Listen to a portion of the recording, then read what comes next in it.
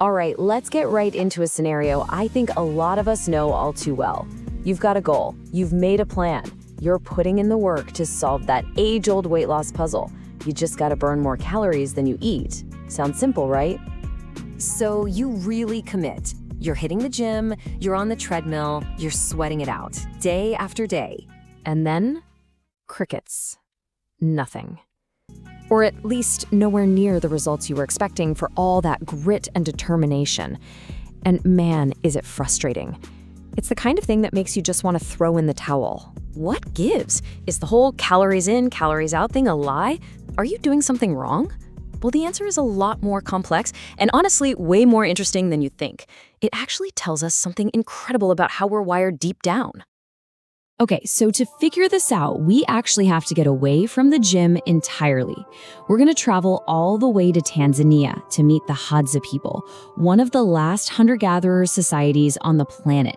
And believe me, their lifestyle is about to challenge everything we think we know about exercise. I mean, just look at this. The amount of physical activity they do is just staggering. The Hadza are constantly on the move. We're talking miles of walking, climbing trees, digging for food, tracking animals. This isn't a 1-hour workout class. This is their entire life, every single day. You just can't get a bigger contrast than this. The Hadza are moving more in a day than many of us in the modern world do in a whole week. So common sense would tell you they must be torching an insane amount of calories, right? Well, researchers went out and measured their total daily energy burn. And this is the number they found. The average Hadza man burns about 2,600 calories a day. Okay, now keep that number in your head for a second, because here comes the plot twist.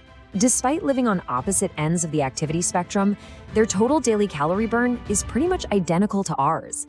The same goes for women, by the way, who burn about 1,900 calories a day in both groups.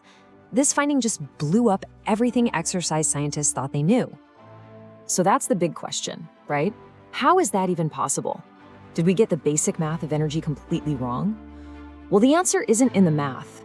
It's in our body's incredibly smart and incredibly ancient internal operating system. The best way to think about it is like this. Your body has a built-in energy thermostat, and its main job isn't to just burn as many calories as possible. Its job is to manage a very strict energy budget, keeping you stable and, well, alive. And this gets to the heart of it. It's a concept called metabolic compensation. It's your body's adaptive genius at work. When you crank up your calorie burn in one department, like a hard workout, your body gets sneaky and quietly turns down the energy dial somewhere else. This chart is a perfect way to see how this works. Say you make that exercise slice of the pie a lot bigger. Your body might just shrink the other activity slice, so you fidget less, you feel more like sitting. It can even dial back the energy spent on your immune system or repairing cells, all without you ever noticing. It's all about balancing the budget. And yeah, this is why so many of us hit that dreaded weight loss plateau. It's not because you're lazy, it's because your body is just too smart for its own good. It adapts, it gets more efficient at the exercise you're doing, and your hard work on the scale just sort of evaporates. But you have to ask, why? Why are we programmed this way? Well, here's the thing. This isn't a flaw in our design, it's a feature. It's a very, very old survival program that has kept human beings alive for hundreds of thousands of years in a world where energy was the most precious resource of all. You have to remember, for almost all of human history, our ancestors lived in this constant state of what you could call biological vigilance. In that world of long time ago, stress was a lifesaver. If a predator was nearby or drought was coming, your brain triggered a flood of hormones. These hormones send high priority signals to the rest of the body. These signals effectively work together to increase your chance of survival.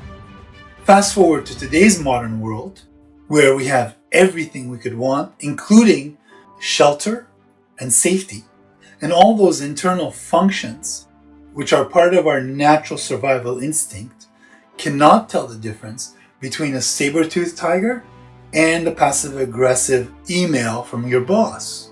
The self-imposed stress of a life of circumstance can cause a cascade of hormonal and nervous system triggers that all contribute to what we call being stuck.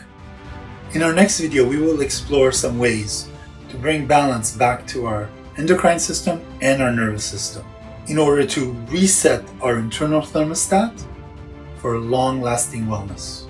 Before we go, I want to leave you with one important thought. Exercise alone probably won't make you lose as much weight as you would like. That doesn't mean exercise isn't important. In fact, it's one of the most important things you can do for your health. Regular movement reduces inflammation, improves mental health, strengthens your heart, and helps you live longer. What you eat controls your weight, and exercise controls your health. And when you combine the two, you give your body the balance it evolved for. So until next time, thanks for tuning in, and I look forward to sharing more with you.